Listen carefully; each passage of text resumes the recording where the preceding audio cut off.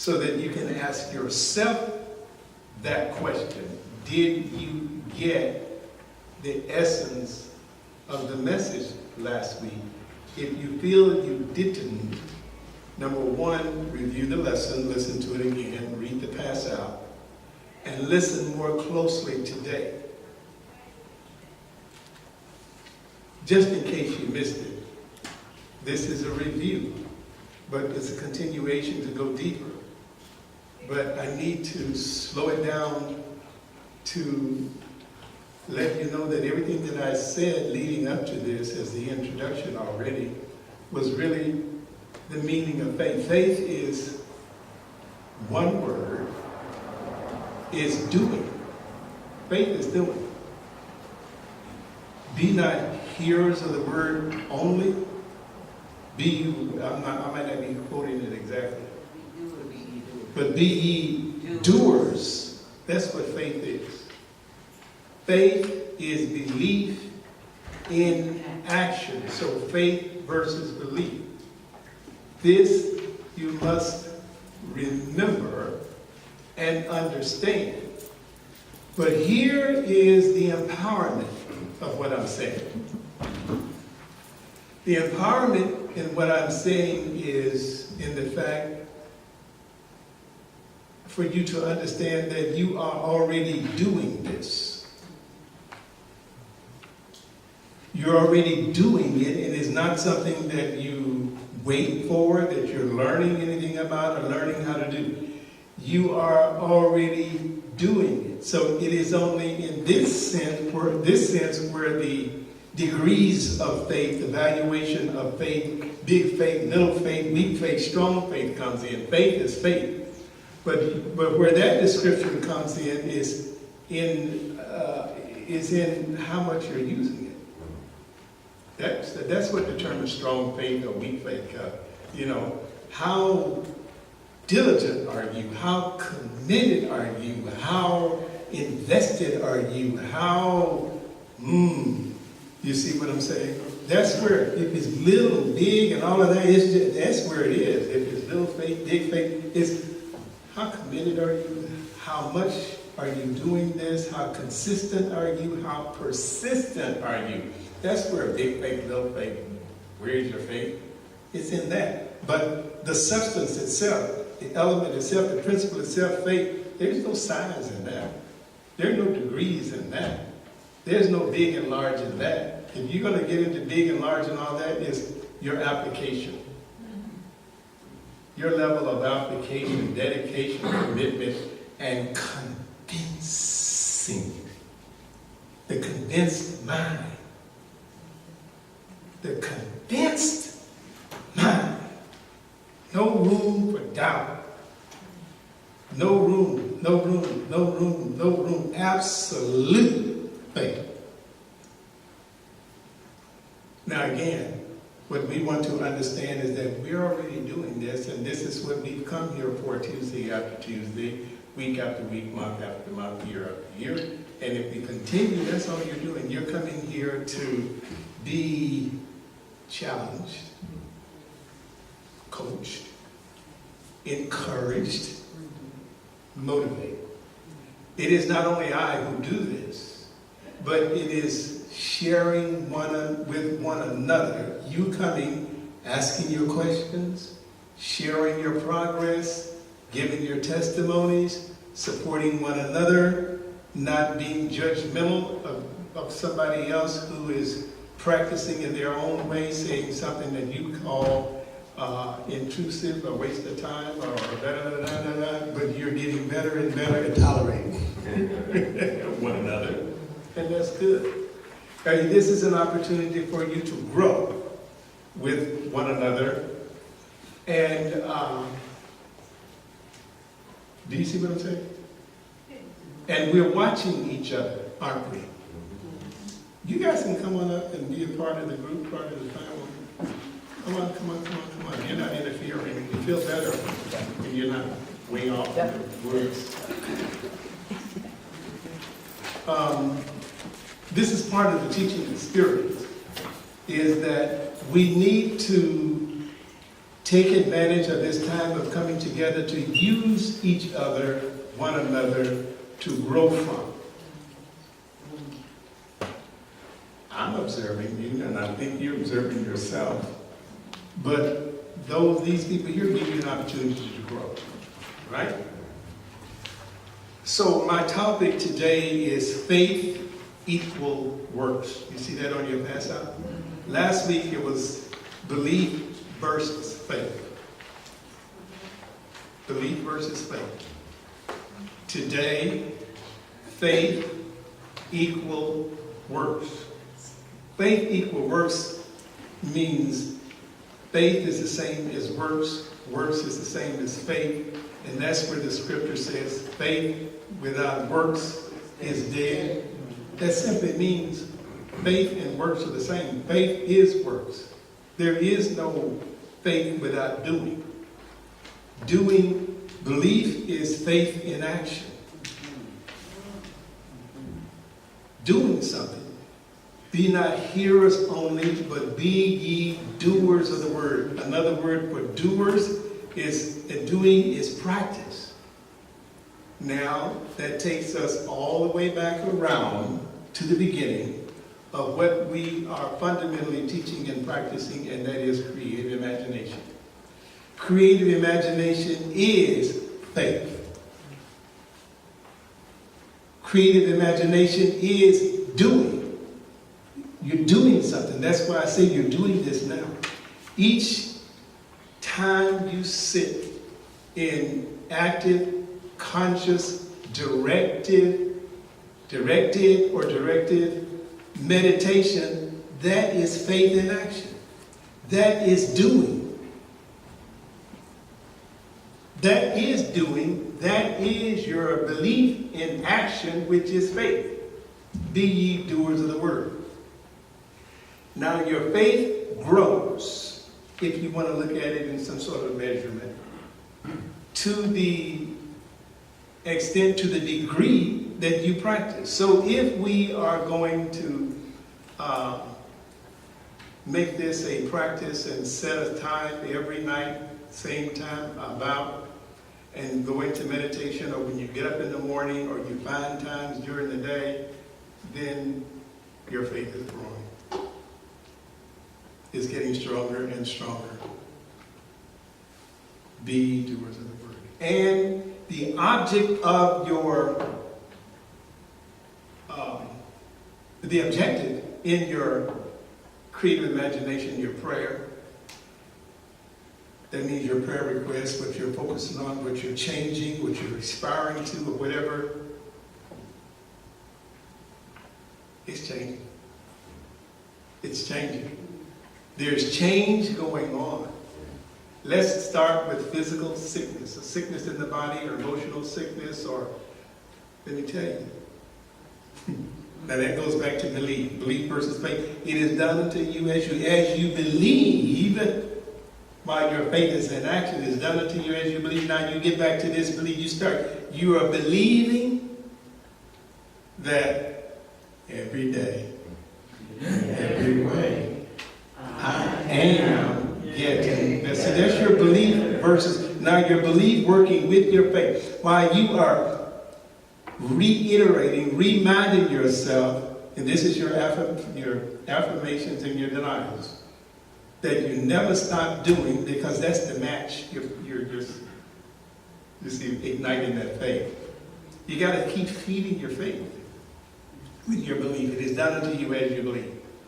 So what your faith is doing in your body system, body consciousness, the material side of your life, that's your body.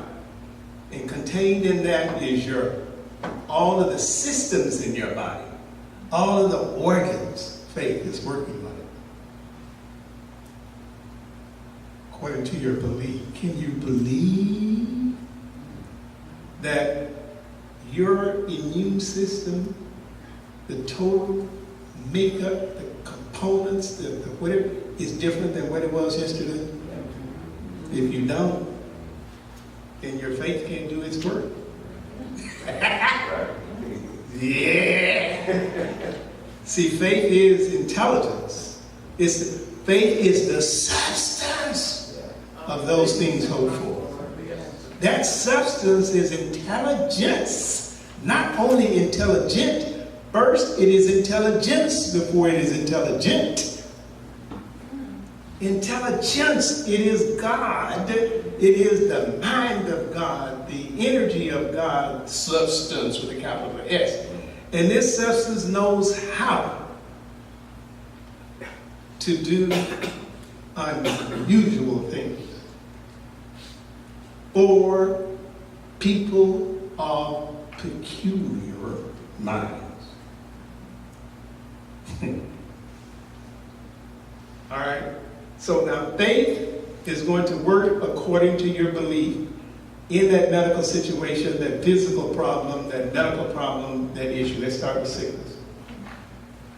And so now you're believing that, you know what? My total immune system. Now, what is the immune system? Wherever you think it is, that's good enough. Isn't that a complex idea? System? It regulates every element of your life, runs through everything, that your body is consistent of the immune system. Well, let's think of another system. Blood system, cellular system, skeletal system.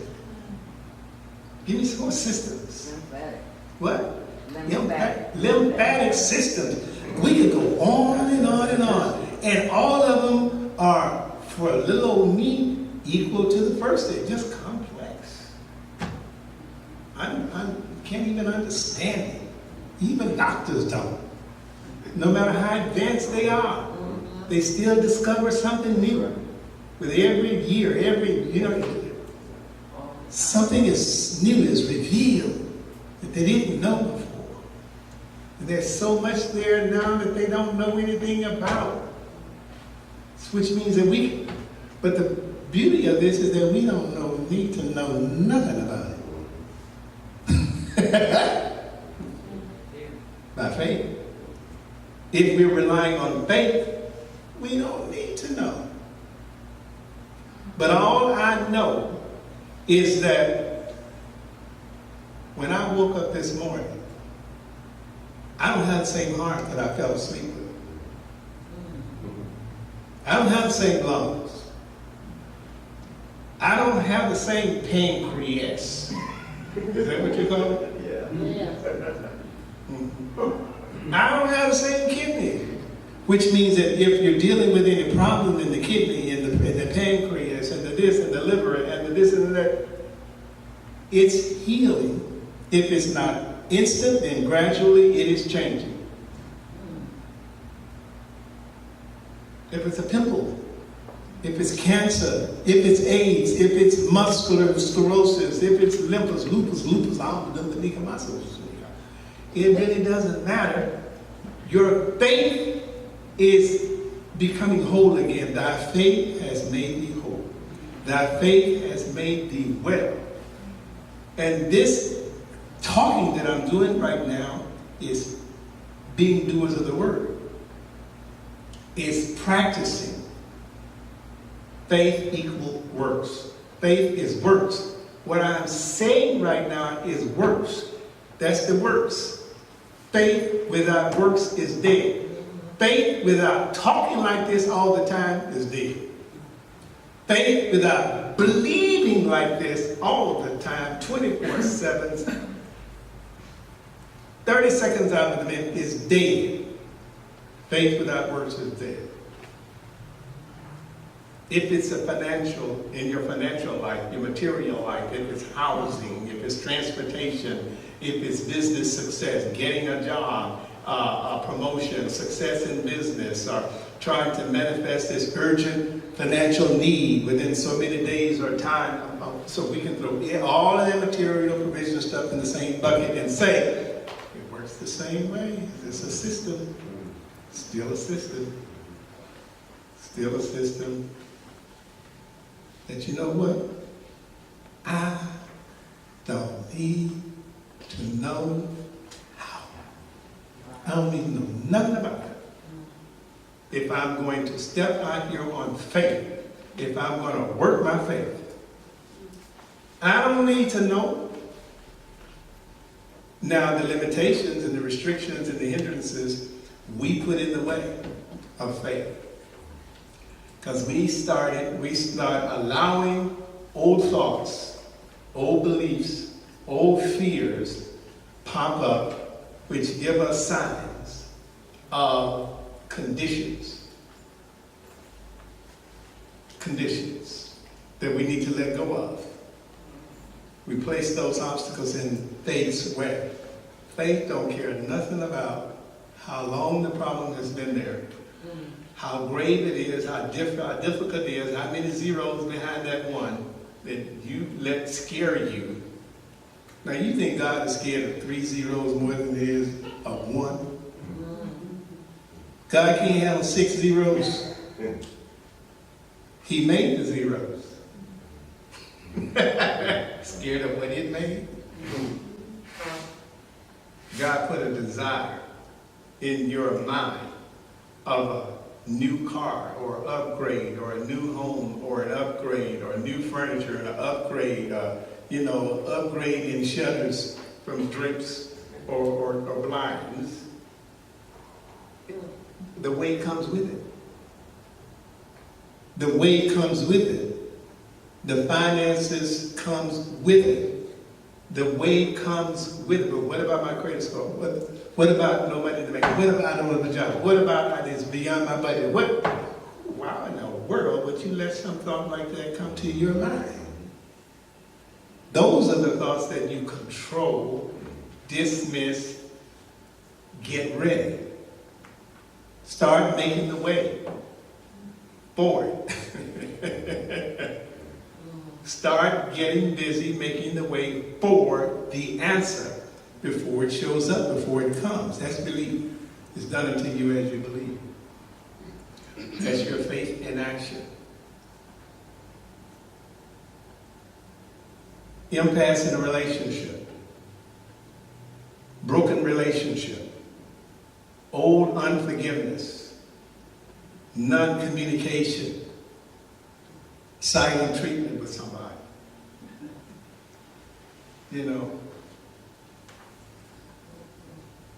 You have to wake up in the morning realizing that that person is not the same person. It is done unto you as you believe. Why? God worked on that situation. How? Through changing my mind.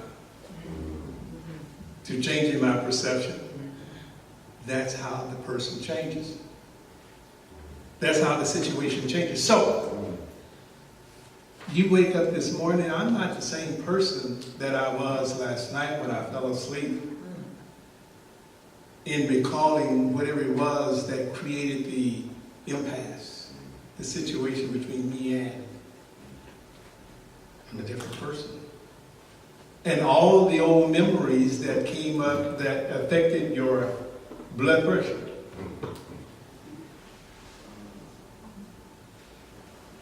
Headaches,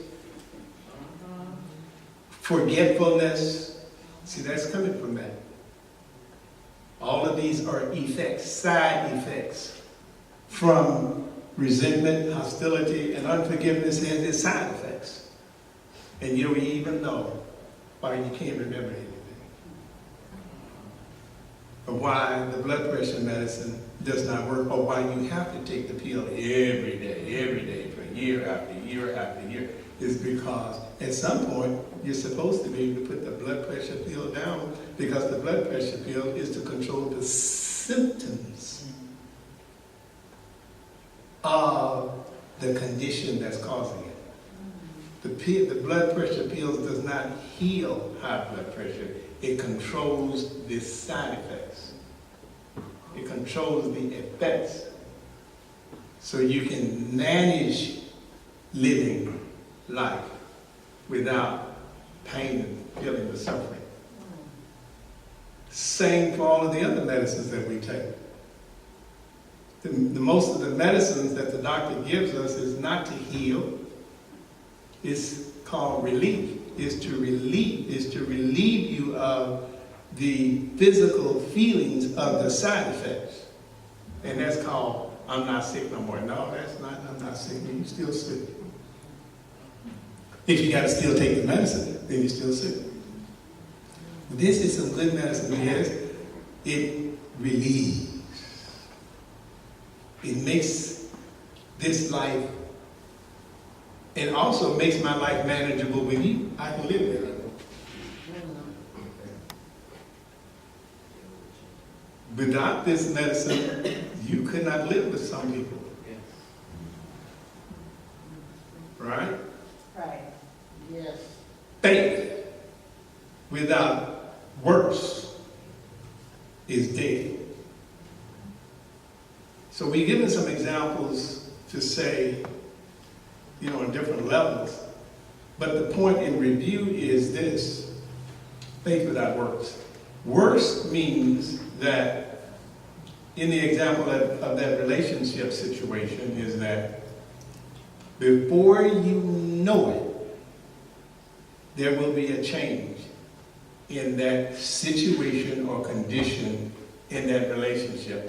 When you take your hands off of it, leave it alone, and realize that your healing usually is coming through and from unrelated relationships, but you're not recognizing it. Through things that happen outside of this relationship that you're dealing with, stuff is going on smaller levels, more small, and you're failing in that. But you have to succeed in that in order for this big, huge elephant in the room can be healed. Examples? What happens to you day to day in relating with other people? Strangers, casual relations. Of course, the Miracles describes 3 levels of relationships, right? The casual encounters. You just meet somebody at the elevator, you just, while driving or whatever, at the cash register, or see, there's one level. Then the next level, I forget how the names of the levels, but the more long-term relationships. This level that we have here, I forget the names of the level, is 3. And this one is the second level of relationship, where you're interacting with people on a more sustained basis, in and out of your life for long periods of time. Then the third levels are those.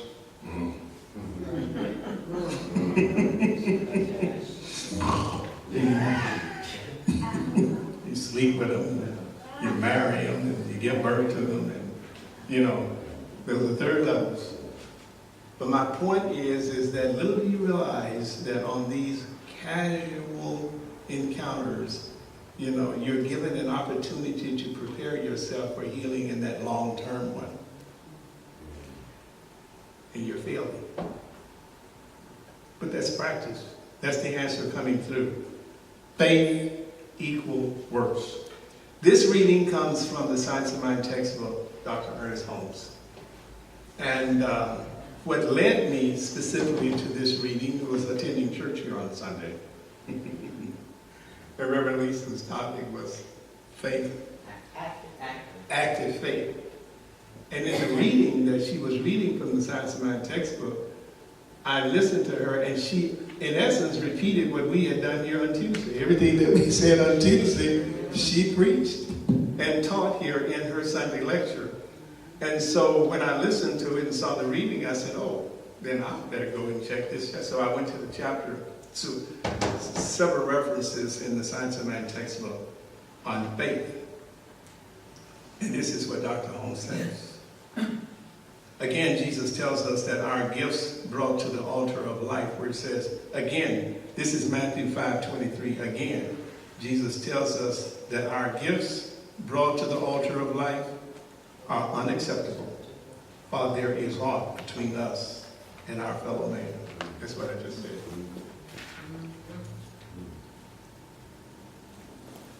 You see, let me remind you let's say you're trying to heal your life in the medical condition of some sickness in the body. If it's trying to manifest some financial change, material, whatever in your life. If it's relationship, you know what? You just might as well shut up and continue suffering with it, dealing with it, if you're not going to practice this. Your emotional reaction to everyday life and things and people in your life and not letting go and unforgiveness and all of this stuff, you just might as well keep on taking the medicine. Because you don't see the relationship. You don't see how things are related. Simply because he's going to say your human experience has taught that this is impossible. Here is a hard saying. We cannot always please our fellow men. You can't make everybody happy. And people can't make you happy.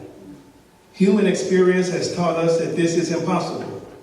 What attitude then are we to assume? This, he said. Then he puts a silicone. This. He puts emphasis on this. Listen up. This. What this? Whether we please or whether we displease, we need have no personal animosity toward others. So what? You don't like what somebody is doing. You don't like what somebody said. You are regretting something that you did or you said. That's legitimate. That's natural. There's nothing wrong with that. But you don't have to have any animosity. You can do that without having animosity. What is animosity? Describe it. Give me synonyms for animosity. Anger. Resentment. Hostility. Quiet treatment. Disappointment. What? Grudge. You don't have to have animosity because somebody did something wrong and you are justly angry about them, with them or whatever. You don't have to carry that. You don't have to accept it. You don't have to accept abuse. You don't have to accept disrespect. You don't have to accept any of that stuff. But deal with it without anger, without animosity, without judgment, grudge, and all of that stuff, getting even.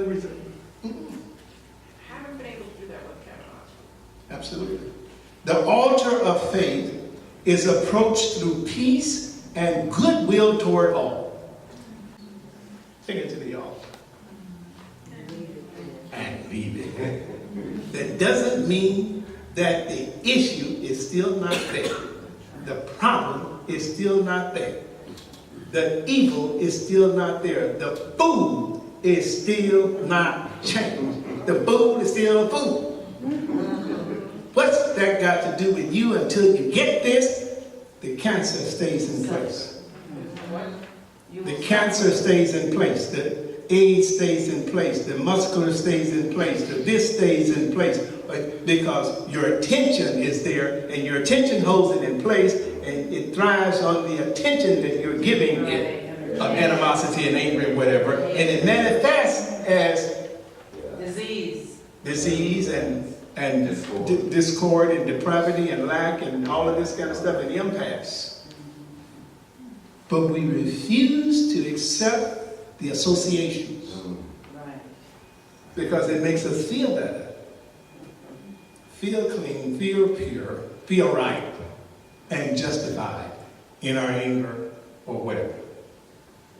The altar of faith is approached through peace and goodwill toward all. The divine ear, come on. The divine ear. We close our minds to, we turn our head, we stop our ears, and we choose selectively to forget that there's a divine ear that hears every soft whisper of your soul. Is attuned to harmony and cannot be approached through discord. The divine ear is attuned to harmony. You've got to be in harmony with it. Ask in the name of Jesus means ask in the nature of Jesus. Ask in the nature in which he demanded and worked, and that was from nature means consciousness of harmony. Peace. His nature was harmony. Peace. Stillness. Quietness. Power.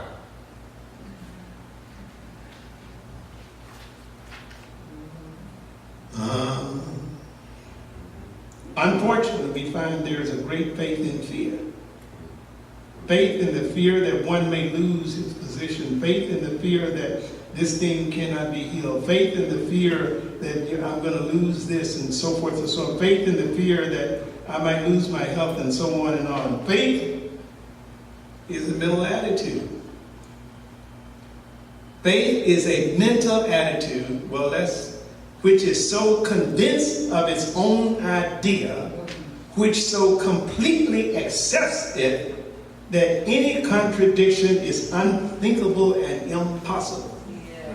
So a mental attitude is a state of mind. It is a state of consciousness. It is a state of being. It's the mental attitude. You can smell it. People can't fool you by just a smile and pretentiousness. Nice sometimes. You know people, if you just know them for 3 days and they're being nice, you can tell that they're just nice sometimes. And you know people, if you just know them for 30 seconds, you know this is a nice person. You sense it. You know it, you feel it, you sense it. And you can sense the other type too. I can. Juanita Dunn used to always tell me, Amon, be nice, but I wasn't be nice. Amon, be nice. I'm like a charging bull. Amon, be nice. Be nice. Well, she didn't need to say that unless she saw that I wasn't being nice. Now, Mom, be nice. I wasn't hearing it then. I thought I was, because I was cute. I thought I was good.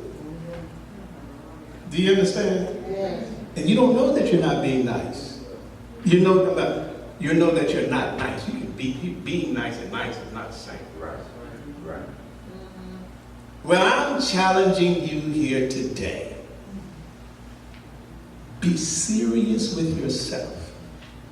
Look in the mirror and talk to yourself and ask yourself, am I nice? And most of the time, you're not. Yourself is going to say, nope. If you're truthful and if you're honest, you're being pretentious. Just because you are generous sometimes and you do good things sometimes and you make somebody happy sometimes or whatever, most of the time it's probably selfish. What you're getting out of it.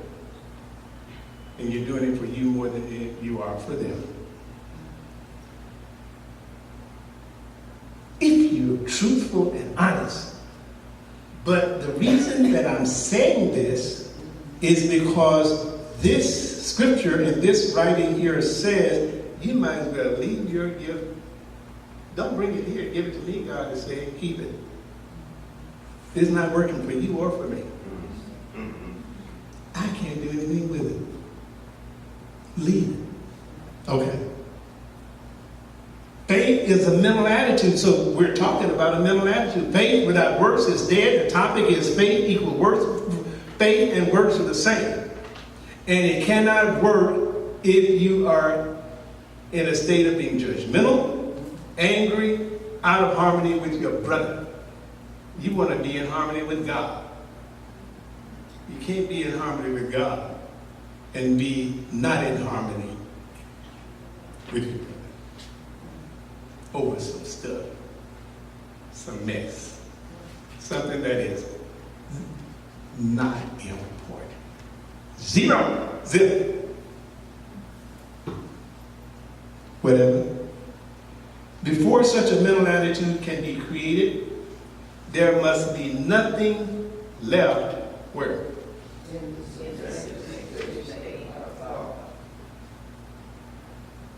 In the what? In the subjective thought. In the subjective state Of our thought. of our thought. Nothing.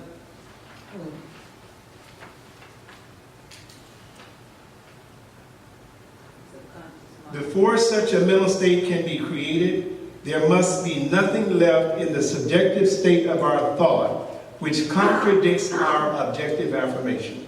That's your prayer, whatever you're working on in life. Faith is a mental assertion elevated to the plane of realization. Faith is the substance of things hoped for, the evidence of things not seen. Faith is a mental attitude so inwardly embodied that the mind can no longer deny it. It's a mental attitude so inwardly embodied that the mind no longer can deny it. Well, how do you get there? Practice, practice, practice. Meditation after meditation after meditation. Affirmation after affirmation after affirmation. Every day in every way, I am getting better and better. Over and over and over. Just sit down in that chair and take a few minutes. And take yourself to the end of the desire fulfilled. Get the news about it for today. You got the news 8 o'clock this morning, but what about 9 o'clock tonight? And what about 3 a.m. when you wake up and thinking you're just to go to the bathroom? Not always. Sit down for a minute. Listen. And speak it out. And go there to that altar every time you can think about going and leave something there. Faith is complete when it is both a conscious and a subconscious acceptance. How many messages have we spoken on this before? That one line? Suggestion, transforming into auto-suggestion. That's where it is. This is what this is saying. Faith is complete when it is both a conscious and a subconscious acceptance. That's the suggestion transforming into auto-suggestion. You see that? Faith may be consciously generated. That's practicing. That's the works. Faith without works, that simply means works, doing it. In spiritual terminology, faith means a belief in the presence of an invisible principle and law which directly and specifically responds to us. 2 Corinthians 5 and 7, for we walk by faith, not by sight. The thought of faith molds the undifferentiated substance and brings into manifestation the thing which was fashioned in the mind. That's creative imagination. That's directed imagination, meditation that you're doing at night. That's what you're doing right here. The thought of faith molds the undifferentiated substance and brings into manifestation the thing which was fashioned in the mind. What you're creating in your mind, that visualization, that vision, that you see what I'm saying? The work that you're doing, now that's your conscious enactment of it. Now, and you're affecting your belief. Now, faith is the substance all around that you're immersed in, that is intelligent, that's operating on that belief and bringing it to pass through a harmonious mind, through peace, through no discord, through no worry, through no fear. You're making the way possible. You're making the way possible for it to work. Now, what it does now, in peace and in harmony, it goes to work in the how. Working on your blood system, your immune system, your cellular system, your organs and your hair and your all of that stuff. reconfiguration, and doing peculiar things in peculiar ways. Now, in your imagination is done unto you as you believe. You're imagining October 12th, 10 a.m., your next doctor's appointment. Go there now. Go there before you go. Always go before you go. Always go before you go. And hear what the doctor is going to say. But hear what the doctor said. Threw a curve on you, didn't I? Not going to say. What he's going to say is what he said. What she is going to say about your progress is what you heard her say or said.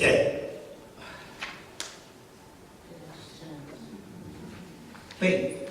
Now, faith makes that happen according to your belief.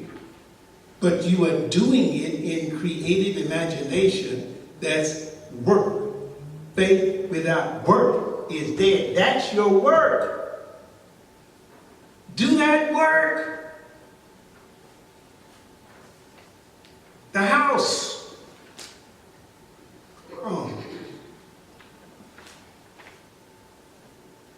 Get some pictures. Go on some open houses. If you want a house, and the kind of house, have you gone on open houses? And walk into your house? That's what people do. Haven't you noticed how busy open houses are? And some of them? Now, do you think all those people walking in there are ready to walk in and buy? Well, guess what? What about the percentage of those who are walking in there by faith? On faith. They know they don't have the money. That person in there is thinking that they're asking for. They don't have the employment in place, they don't have this in place, but they're going in there anyway. Let me tell you, some of those people walking in there with that profile is going to own that house. And it's faith. The difference is the ones that person's faith alone against the person who meets all of the qualifications he thinks or she thinks, that person can get the house over the other person. It's happened for you, hasn't it? It's happened for me. It has happened for me. The car. The person said, wait a minute, come back. I think we can work something out. Maybe that person's been rejected and declined 10 times. Now they get to this person here who say, I think we can work something out. And this is the first person that they helped out like that in months. But it was something about you. And they will say, there's something about you. How many times has this happened for you? How many times has this happened for your child? How many times have you seen it happen for your mom and your dad? There's something about you. You've been on interviews in your younger days for jobs. And you walked in and the employer, the hiring person says, well, there's something about you. That's your faith. Well, that worked then is that wants to work now.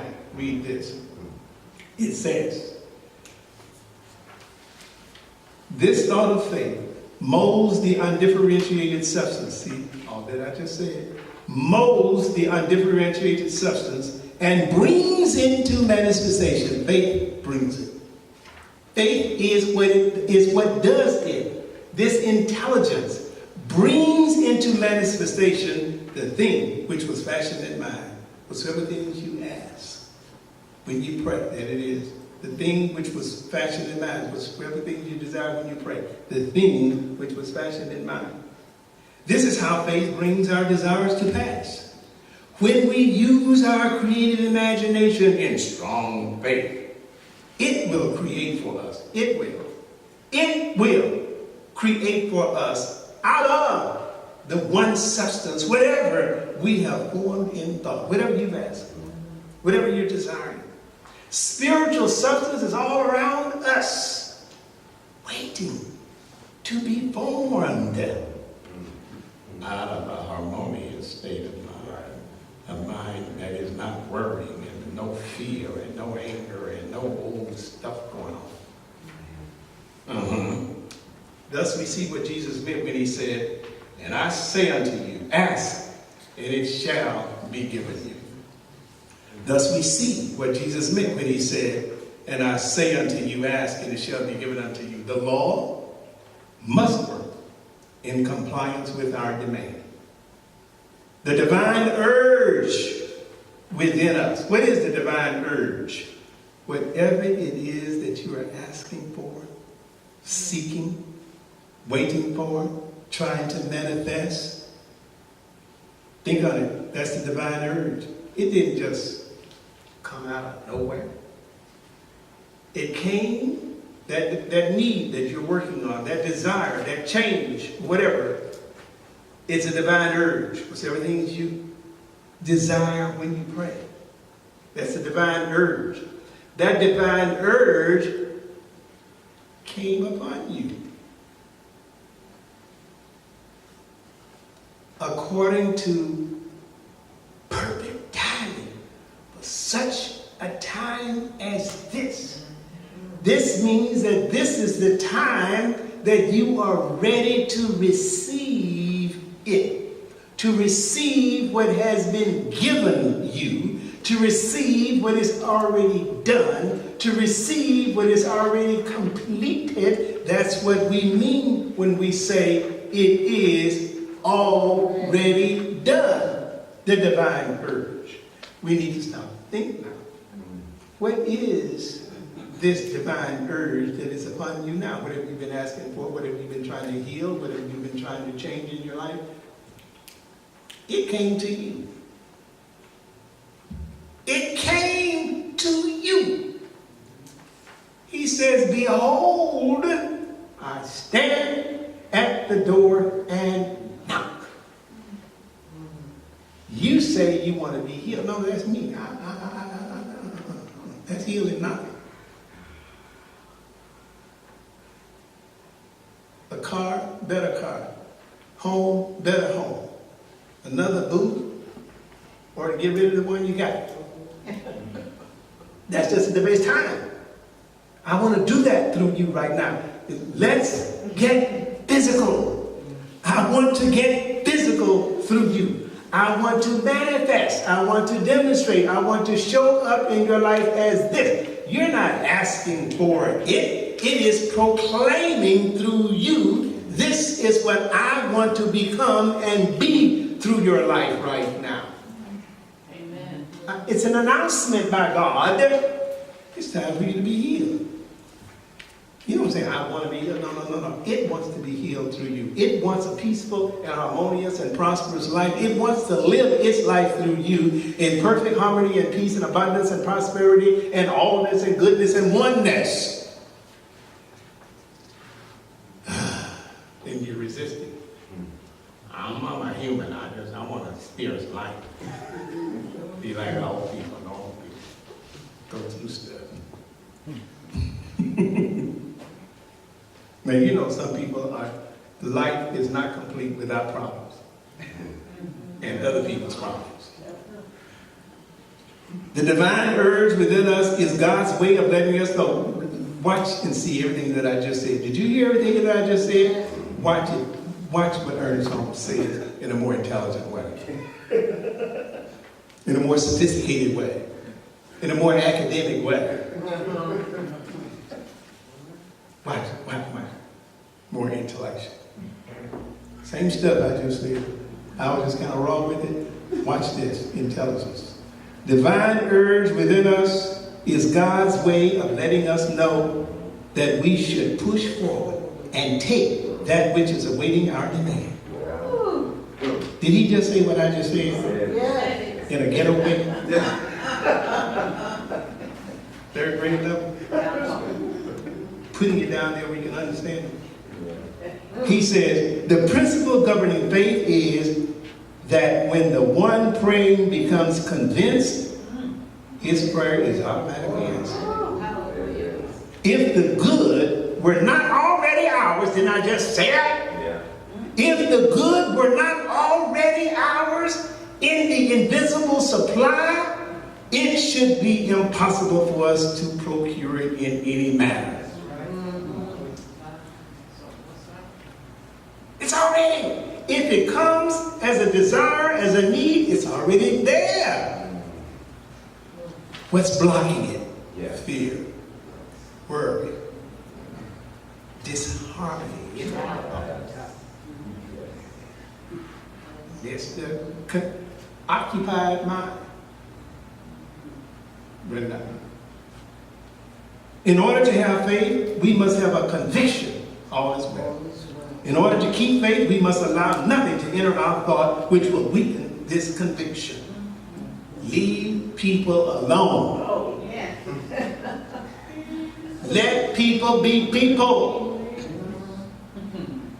Let ugly be ugly, let evil be evil.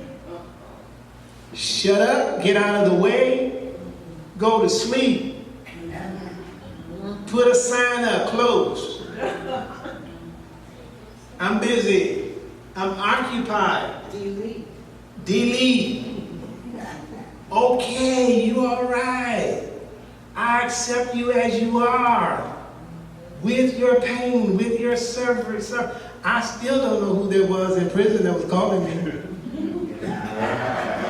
After I left here, the phone rang for 3 or 4 more days. Really? You looked at the caller ID prison call.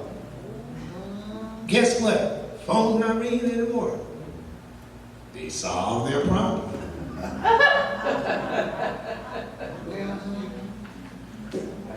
I had already printed in the New York Times and the LA Times and CNN, I put an announcement, if you ever get in that situation, I'm not the one to call. Everybody knows that. Don't call me. I don't care who you are. I know I'm never going to have to have anybody make no call like that in my life. I can control that. Now, can you imagine getting a call from prison from me? Prison call. I'm calling you from prison. Now, you know there's an access and mistake. Now, if you get that call, you better answer because you know there's something that's going on. And if you don't answer, I'm going to be mad at you.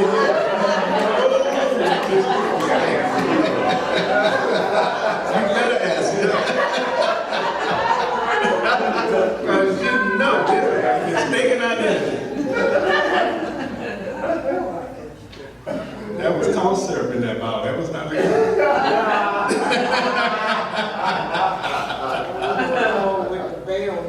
Yes. Faith is built up from belief, acceptance, and trust. Whenever anything enters our thought which destroys in any degree one of these attributes, to that extent faith is weakened. Don't fool yourself. You're going to take a break. I'm going to handle this. You stupid. You're messing up your prayer work. You're messing up your stuff. One little instant of being stupid messes up all this prayer work. I'm calling it like it is. Stupid.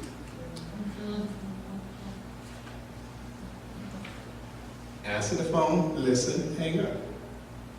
Look at the caller ID, let it go to voicemail, and say my phone just wasn't working. Affirmations and denials are for the purpose of vitalizing faith. Every day and every way I'm getting better and better. Affirmations are for the purpose of vitalizing faith, for the purpose of converting thought to a belief in things spiritual. We must not be lukewarm in our conviction. Faith without works is dead. We must not be lukewarm. We must know that we know. We must know that we know. We are to demonstrate that spiritual thought force has power over all apparent material resistance. And this cannot be done unless we have abounding confidence in the principle which we approach. And so it is.